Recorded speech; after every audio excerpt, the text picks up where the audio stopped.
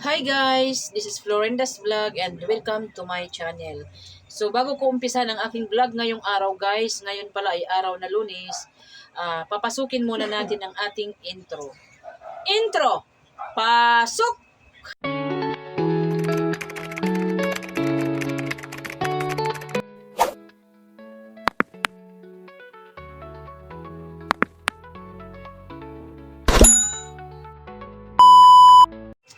So ayun guys, no, ito pala yung ganap ko kanina, January 6. So kumuha ako ng barangay permit. Yung mata ko kala mo umiyak. Masama kasi pakiramdam ko guys. Nung sinisipon ako tapos lagi ako natin. So ayun, i-continue ko na. So pumunta ako ng barangay kanina para mag-renew ng barangay business permit. Kasi nga po, nung 2024, hindi po ako nag-renew dahil nga siguro yung sa mga ibang nakasunod sa aking vlog, alam nyo naman po na yung tindahan ko ay pabagsak na sana siya.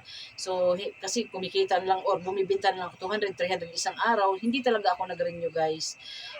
Yun nga ang ano ko kanina, sinabi ko doon sa counter na, ma'am, ano pong itatanong ko lang kung anong dapat gawin kasi nga po, nag-stop po kasi ang store ko nung June. At bumalik nitong katapusan ng October, nagpanibago po akong tindahan, lumipat po ako ng pwesto. Ang sabi niya, ay sa computer po kasi namin talagang tuloy-tuloy ang ano nung transaction daw. Yung parang hindi ko ma-explain, basta nakalimutan kung paano. Basta, tuloy-tuloy siya. So, ang dapat gawin daw, yun na lang, babayaran ko yung sa 2024.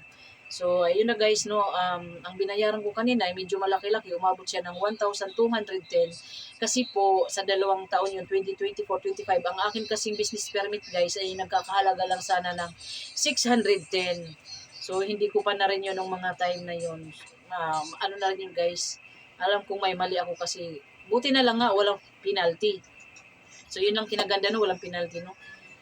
Medyo tinabad din kasi ako mag-renew nga ng business permit noong 2024. So, ayun pala guys, ngayon na-renew ko na kaagad kasi bakit na-renew ko kaagad ng January? Dahil pinuntahan ko kasi ako ng barangay dito, buwan ng mga November kasi mga malapit ako sa school, siguro may nag-report sa akin or hindi ko alam na bawal akong magtinda ng sigarilyo kasi naka 100 meters ako.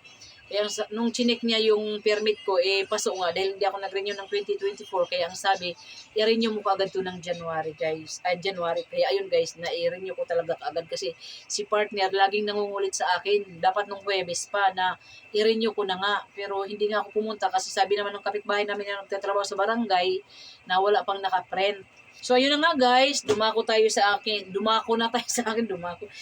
vlog ngayon. So pagkatapos kong nagkuha ng barangay business permit, dumiretso na rin ako mamili ng ilang mga paninda. So ito na nga yun, isi-share ko na sa inyo ngayon. So ito yung una, kukumama, 1,300 ang isang 25 kilos. Ibibinta ko siya ng 60 pa rin dito sa aking tindahan. At ayun guys, meron akong Kuko Crunch. So nakalimutan ko kung magkano ba presyo ko nito nung nakaraan, 10 yata or 8 ba to. So mamaya i-check natin yan. Dami kong kati-kati, kita.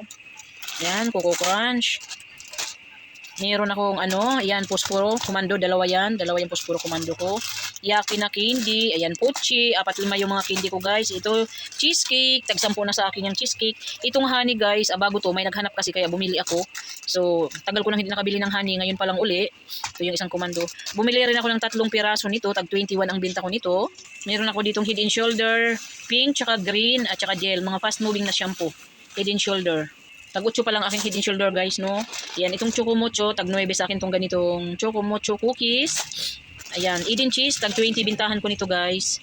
So meron ako ditong curly tops, wala kasing flat tops, mas mabenta sana yun. So 2.5 to ang bintahan ko, kung hindi ako nagkakamali, bibilangin ko lang uli. Ito, Alaska, tag 10. Tapos yung ganito guys, hindi naman to gaano kabinta dito. Meron akong 5 pirasong kinuha, tag 17. Yan, Nescafe original. So may free na chili mansi, solo pack na pancit canton. May nakuha tayong may free, pati itong creamy white. Ayan, may free din. Agoy. Ayan, Max Candy na kulay yellow. Meron tayong fast moving na magic sarap, tag 6 guys. Ayan, sa isang bintahan. Kupiko brown. Lahat pala ng mga 3-in-1 ko guys, no, tag 16. Yan, Kupiko mocha. 16 ang lahat ng 3-in-1.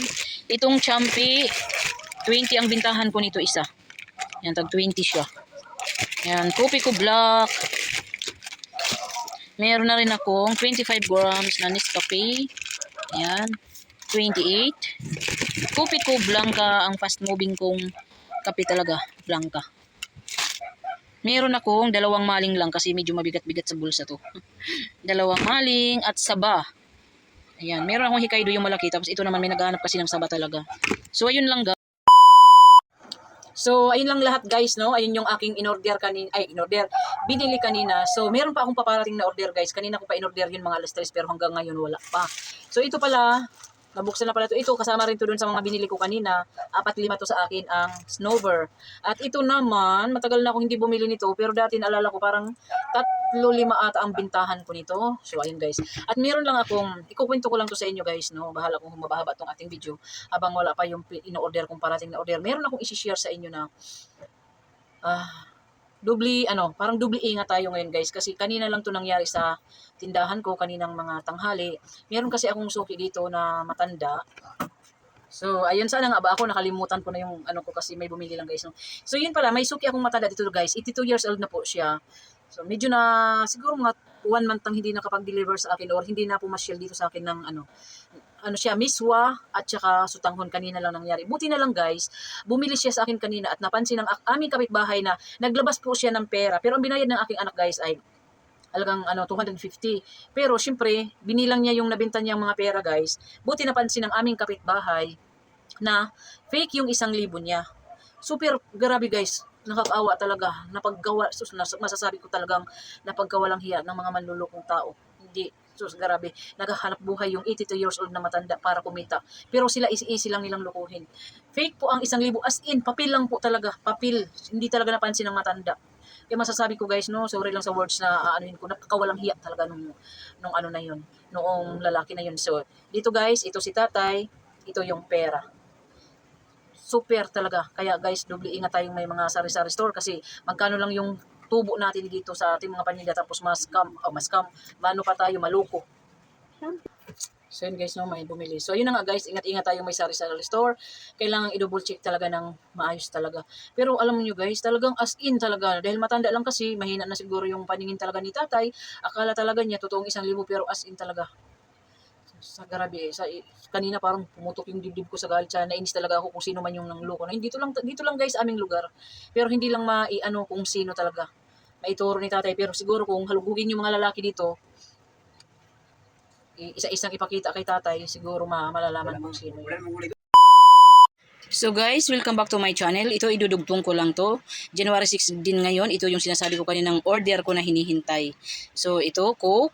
In-order ko to kay Mamang Store. So ito pala ay Royal Casalo. So tag 285 ang isang case. 33 ang bintahan ko guys.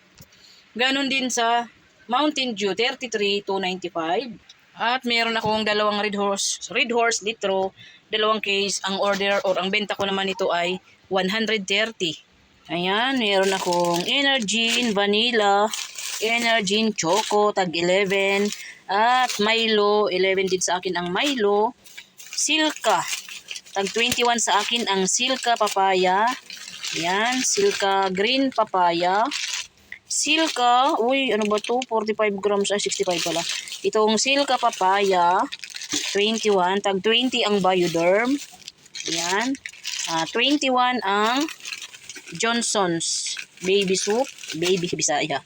At ito, Colgate na black. So, ayan. Mas mabinta to sa akin guys kaysa yung color red. So, dito na po nagtatapos ang aking vlog. At ayun guys, no, katatapos ko lang kumain. So, nakakain na ako. Mga ano na kasi na-deliver late na. Time check tayo ngayon, 8:20 na ng gabi. So late na rin ang pagkain ko no, ng hapunan. So para i-display ko na rin tong aking mga dumating na deliver galing kay Mamang Store. So yan lang guys, maraming salamat sa inyong walang sawang suporta kay Florenda's Vlog. Kung wala kayo, wala pong Florenda's Vlog. Salamat sa lahat po ng Team Survivors, sa lahat po ng aking members. Pagpasensyahan nyo na, nabihira lang po ako makasupport sa inyo. Bukod sa mahina po ang signal ng wifi dito guys sa amin. So ayan, pasensyahan niyo na po talaga. So sa ulitin guys, maraming salamat sa lahat. At don't skip ads po para tulong niyo na rin kay Florenda's Vlog. Malapit na tayong mabiyayaan ni Lolo ng pangalawang sahod guys. Konting kimbot na lang. So naka $80 na ako. So yun lang guys, maraming salamat. Bye-bye.